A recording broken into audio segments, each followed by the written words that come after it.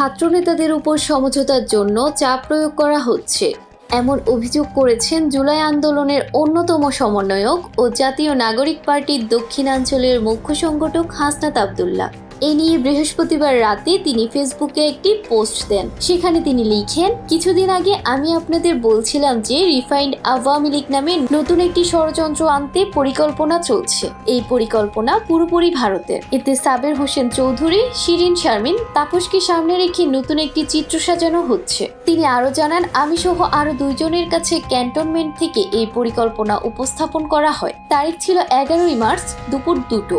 আমাদেরকে আসন সমঝোতার বিনিময়ে এই প্রস্তাব মেনে নিতে বলা হয়। এই বিষয়ে বিস্তারিত তুলে ধরে তিনি বলেন, আজ ক্যান্টনমেন্টের চাপকে অস্বীকার করে আমি আপনাদের উপরেই ভরসা রাখতে চাই। এই পোস্ট দেওয়ার পর আমার কি হবে আমি জানি না। নানামুখী প্রেসারে পড়তে পারি, হয়তো বিপদেও পড়তে পারি, কিন্তু আওয়ামী লীগের নিষিদ্ধের প্রশ্নে কোনো আপোষের সুযোগ নেই। এরপর দেশবাসীর উদ্দেশ্যে তিনি লিখেন, জুলাইয়ের দিনগুলোতে জনগণের স্রোত আমরা ক্যান্টনমেন্ট আর এজেন্সির সকল প্রেসক্রিপশন উড়িয়ে দিয়েছিলাম। আজ আবারও যদি আপনাদের সমর্থন পায়, রাজপথে আপনাদের পাশে পাই, তবে এই আওয়ামী লীগ পুনর্বাসনের ভারতীয় ষড়যন্ত্র উড়িয়ে দিতে পারব। তাহসিন জান্নাত, এফটিভি নিউজ, বাংলাদেশ।